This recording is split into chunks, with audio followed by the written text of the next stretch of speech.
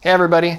So today I'm trying something a little bit different. I'm calling this the roundtable discussion, and it's really just going to be that. I want to be able to bring in some people or a person and be able to just kind of talk about the music industry, about recording, about mixing, and basically anything under the sun. It could get a little bit long. I'm going to try to put like a table of contents down in the description so you can kind of jump around if it's a particular question or subject that you want to hear. Really interested to see what you guys think and how this goes. The person I'm bringing in today is a good friend of mine. His name's James Paul Wisner. He is a mixer, producer, engineer who is based out of Orlando. I've known James for a while, and he's really great, really fantastic. I will put a link to all of his accomplishments in the description as well. So hopefully you guys enjoy this. Let me know. Enjoy.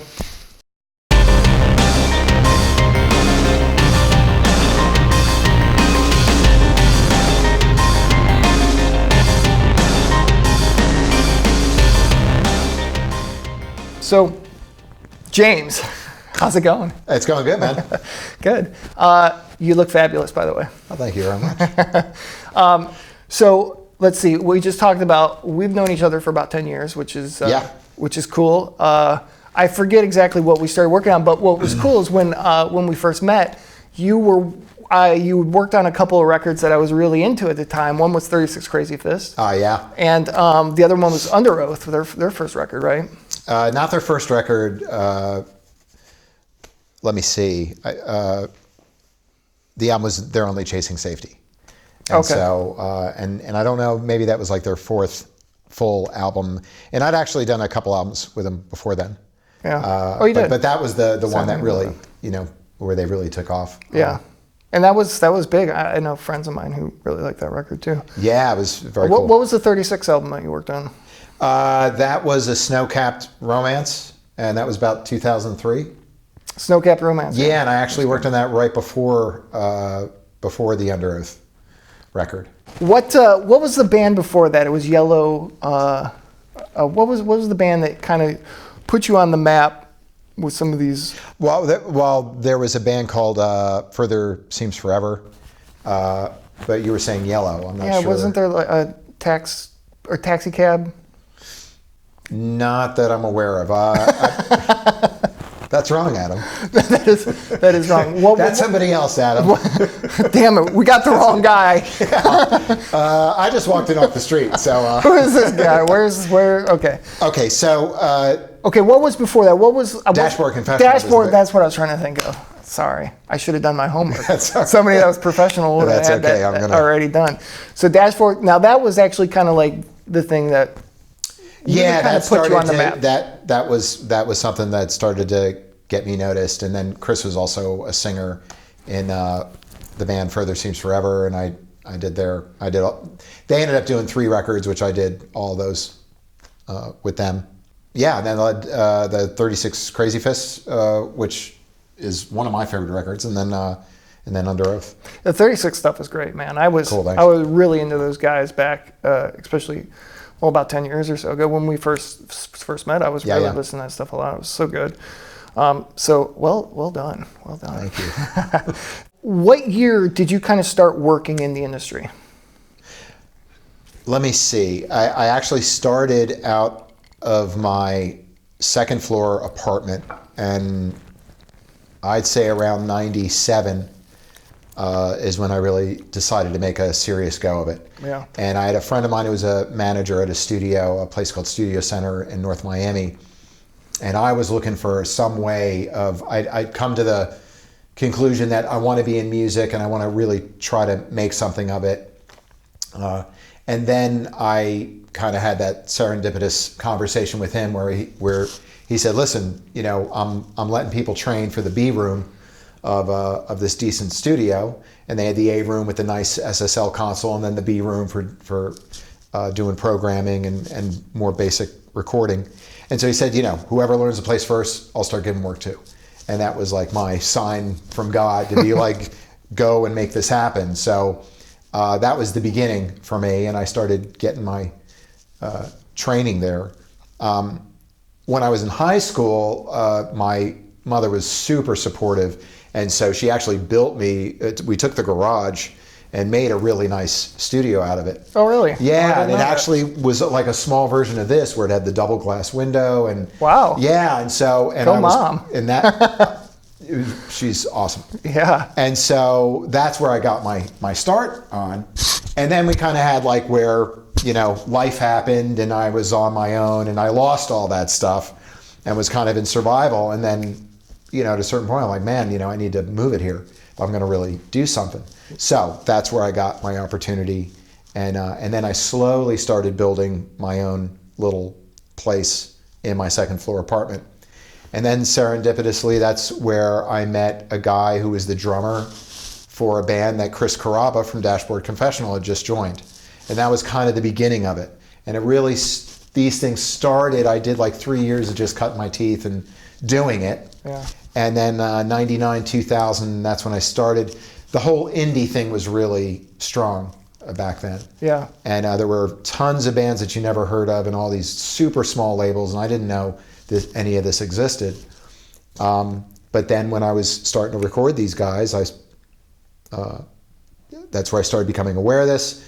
And then, so because of doing Further Seems Forever and some stuff with Chris on very small local labels, I started connecting with the labels, and the guys would call me and say, hey, I got these other bands, and that began the process. It's funny how much, and they tell you this even when I was going to school for this, like it's all about networking, it's all about knowing people and keeping in touch with people, you know, and like in that situation, like with Chris, and then, you know, falling into like some of the labels and stuff like that, and it's like networking is one of the things I'm so bad about, but it's like one of the most important things in the music industry. It's a weird thing because networking would be one of those things that I'm not great at, because I am one of those guys that just would rather just hang out my little space and do my thing. And I think initially I was really fortunate because through the music was going out there, and then I was starting to make connections through that. And you didn't go to school for recording or anything, right? No. Yeah, it was just all like... I did take a couple of courses, but and you know, looking back, I think there could have been definitely some benefit, but I was also the mindset, and part of it is because I had my homegrown training when I was in high school. Okay. And so when I came back to it, I had some sense of it, but I decided to just throw myself in it. And my attitude was, I'm going to make this happen. I'm going to learn what I need to learn. There were a lot of technologies that were starting to mature and be usable in a smaller home studio setting. And by that you mean digital audio workstations? Digital, yeah. Because back then you had these ADAT recorders, which were recording on VHS tapes. Yep. But a big thing for me was this digital console called the Yamaha O2R. Oh, the O2R, yeah. And that was the first thing. And when I saw that, I was like, man, I can jump on that and be in my own home. So the first, the Dashboard, the big record that I did with him was called The Places You Come to Fear the Most. And I mixed that on that O2R. And I did the same with the first Further record. Oh, wow, okay. And this was the thing that allowed me to utilize and take advantage of this cutting edge, at the time, digital technology, and get a nice level of quality, but do it from my second floor apartment. Yeah. So, Can you imagine trying to go back and mixing a record on the O2R? Well, how it would sound. I've worked on the O2R, and it's... I hate it. Yeah, it's awful. And the thing for me is, when I was doing this stuff, I'd be listening to my idols who were mixing on these lovely SSL, the big console boards, recording on analog tape. And so basically the first 5 years of my career was a never-ending feeling of either being disgusted or heartbroken. Inadequacies. Right. And mostly, though, like, I'm going to do this work, and please don't notice that it's not like what the real guys are doing. And very fortunately, though, people got the emotional and that's intent. and that's what it's all about. It doesn't have to sound amazing. I know you're more of an audiophile than I am, but it's like a lot of times, especially nowadays, because people are listening to it on their phones through Yeah. YouTube or Spotify, and it's not going to sound how you want it to sound, but it doesn't matter as long as that emotional impact and what the story of the song is really what it comes down to. There's those two levels, and of course, preferably I want to have both because to me it does matter, and I'm always reaching for that. Right. But that matters more, I think, for not only for us industry guys, but for really just for industry and clients. Whereas the emotional impact and what you're trying to tell in the song really just matters to the consumer. And at the end of the day, that is more important because it comes down to a business model of selling and being able to, put that music out there and having people, respond to it. Yeah, respond to it. So connect with it. That was what the digital technology was enough of a clarity in recording it that it wasn't going to be an issue. I wasn't like back in the old days where they had a 4-track cassette player, and the hiss of the tape was going to be a problem. Yeah. So it was a great time to jump in and start building a career, a homegrown career from that. So what do you think about, I went to Full Sail in the early 90s and stuff like that. And I don't attribute really anything that I learned from the school, putting me in a position of being able to work professionally. But it did allow me to see how things were done and allow me to get into studios to intern and work and things like that. But nowadays, like the bigger schools, like Full Sail and whatever, they're pushing out a ton of students, and the job placement for these places aren't a lot. There's supply and demand. It's a different playing field now. Right. There's not a huge. There's never been a huge demand in the industry for recording in general. So these kids end up spending a small fortune, especially like at Full Sail or something like that, going to the school, which may not amount to anything except for a huge student loan. But let's say you're hiring an intern or you're looking for an assistant or something like that. Going to school, does that matter at all to you? Like if they went to bottom line, no. I want to hear what they can do. Right. Or just, okay, yeah. I mean, it's really about that person. Let me hear what you're doing. Yeah. And then also, if I'm giving you something to do, does that person have a sense of wanting to create something excellent? Yeah. And so it's to me more important than anything is the attitude of trying to create something excellent and great, and being willing to go through some pain to try to do something. So I've worked with different assistants, and some of them when I listen to the results, I think, okay, I need you to do this, edit this thing, and what would pass as okay for them would be not acceptable. It's like, okay. And then it's like, okay, I need you to, and you kind of feel out. It's like, regardless of what school they went to, do they personally have that sense to create something that is going to be, oh man, all right, that's good. Because you need to do great work. Otherwise. And I know you're not really in a position to hire interns, just to kind of like an intern program. Like when I was, like some of the studios I worked at, we'd have an intern program where they'd come through every 6 weeks, and it was part of maybe for school or something like that. But I also felt like as for an intern, like sometimes I get emails from kids like, how do I get started in this? Do I, go to school and stuff like that? And a lot of them want to go to school, and I always tell them, go to a university where they have maybe a recording program, but get that university degree first, or while you're doing it, that actually has, more value than on the paper, And so, but I'm also saying you have another step too, which is go to a local studio, and just ask to intern there. A lot of times, if it were me hiring, I don't care if they're going to school or not. Unless we actually had something specific with that school to do the internships with. Right. But if somebody wanted to come in and started interning, I mean, when you're an intern, you're not doing anything except for maybe answering phones, cleaning toilets, running and getting food, and occasionally being able to sit in on the studio and see what the hell's going on, So it's like, it doesn't matter to me where they went to school or not, even if they did go to school, But I hate seeing kids throw so much money at the technical schools. And I mean, there's some value. And I certainly look back, because I went the total solo route. And which is a great story, I think, it's for cool. People to hear. And then if I look back and go, well, what would I have done differently? It would have been the interning at a place where other guys who were really doing it and learning how they were doing it. That could have been an option. which is an invaluable experience, and it's interesting because nowadays so many people are coming right out of school or whatever, or not even going to school like you did, and they're coming out and they're either learning from YouTube or they're just doing things. But I think there's something to be said for sitting in a room with guys who've been doing this for 40 years. Of course. And learning like what's going on, what they're doing. Because I know the experience I gained in a studio under other engineers was like amazing. Right, and you worked for it was the guy Ben Gross. Ben Gross, yeah. And awesome. Yeah, and the projects that I worked on with him it was like, wow. It was just an eye-opener about how other people do things. So it was definitely one of those experiences where I'm like, yeah, that's the if thing. You have the chance, benefit go from into the studio. You benefit from the experience of these guys who've been doing it for a long time. Yeah. And that's what's ironic now, if it is ironic, that I'm now going to go into Valencia to kind of show the kids all the experience that I've learned from just doing it. Yeah. And part of what I'm going to tell them is it's the doing it. Yeah.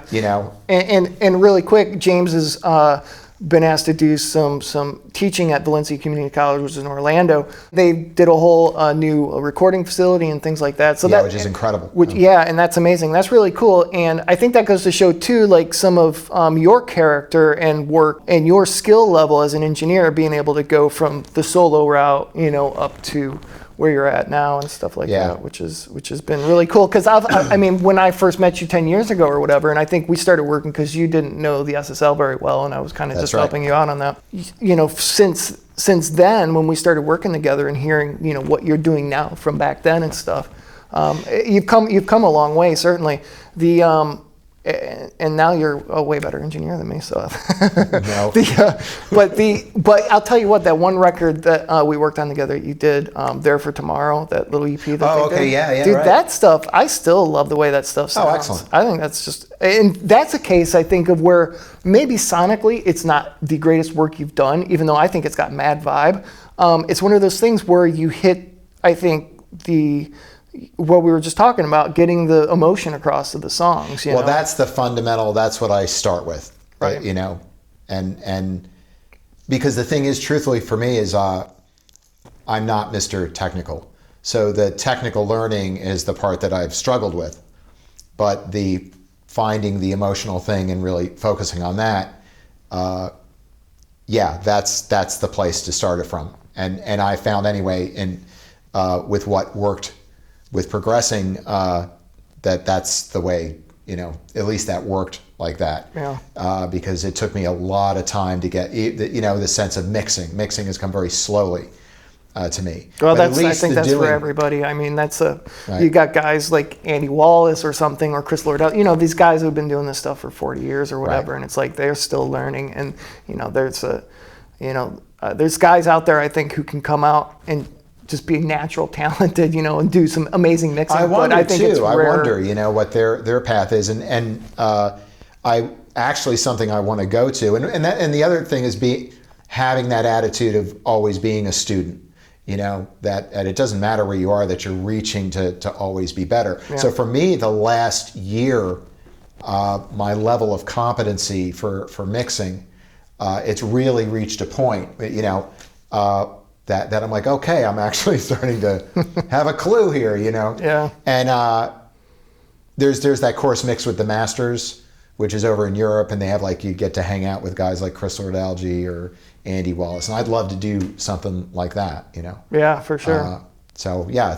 But it's funny because I learned, people who are younger than me, I work with Alejandro Manzano from Boyce Avenue, and he's just super talented to be around, and he's just far, he's I think he's 13 years younger than me or something, but it's and it took me a while to initially, when I first started working with him, he was only 20 or something. Right. And his level, just his hearing and his ability to just be able to pick up on the production and what he wants to hear and visualize, it's kind of astounding. It's what's humbling, because I'm consider myself a veteran at that point, and I'm thinking, I know more than he does. But at the end of the day, it's he's showing me stuff still, and it's just I'm learning more from him, I think, and I'm still learning more from him. And it's that mindset and having that innate talent that's also what makes it really fun to work with people like that too. that's something for me too, where I've worked with a lot of great bands and a lot of great people, and then there's just certain people.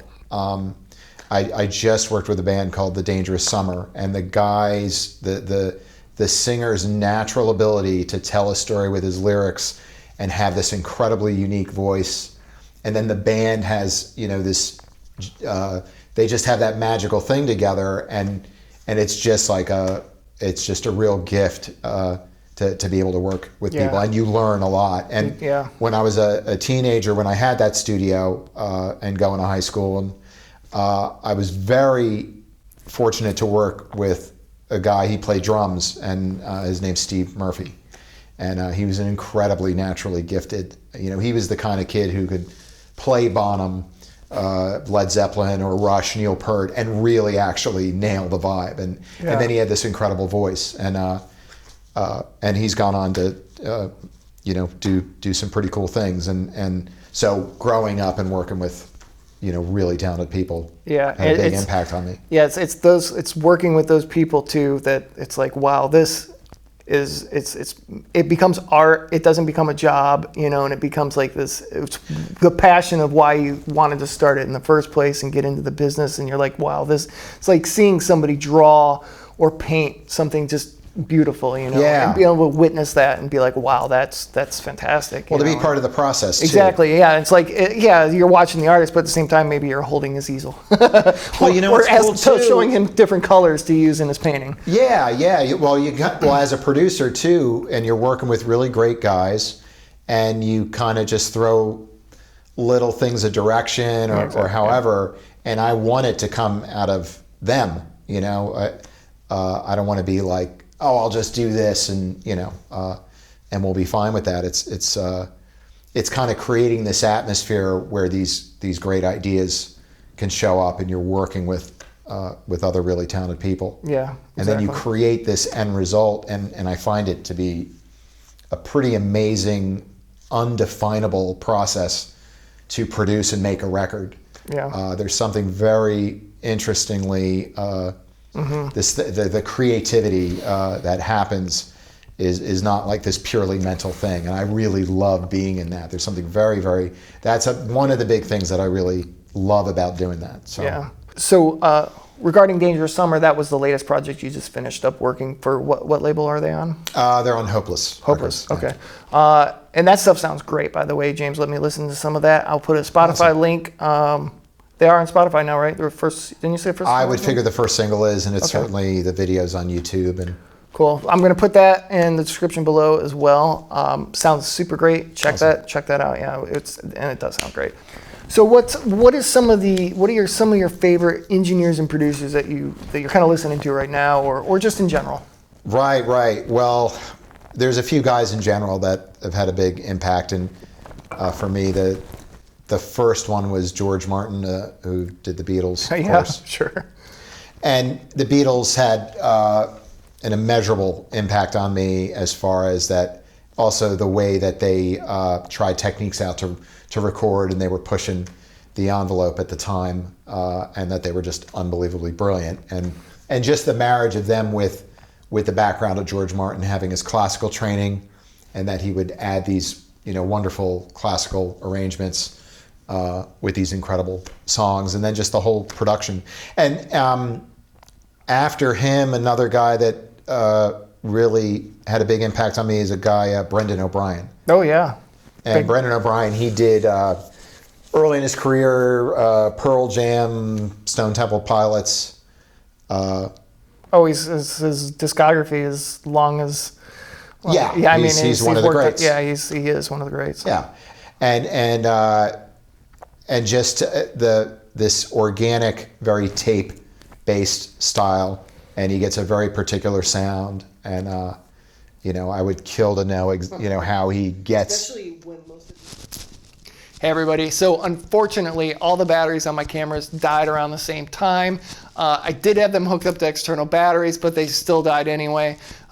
So about 3/4 of the way through the round table, unbeknownst to us, it got cut off. So I am going to put up what we did do. Unfortunately, we were talking about some things that got cut off, which was recording techniques, plugins, more of the technical stuff that I really wanted to get to in our roundtable. Hopefully you did enjoy what you did see. If there's anything, I did invite James back, so he's going to come back. We're going to talk about some more things. We're going to talk about more of the technical side of stuff in the near future. So if you did enjoy it and there's some other questions that you'd like us to talk about, put it in the comments below or send me an email at adam@adambarber.net. So hopefully you enjoyed what you did see. Thanks everybody for watching. Give me a thumbs up if you liked it. Give me a thumbs down if you didn't. And thanks again, everybody.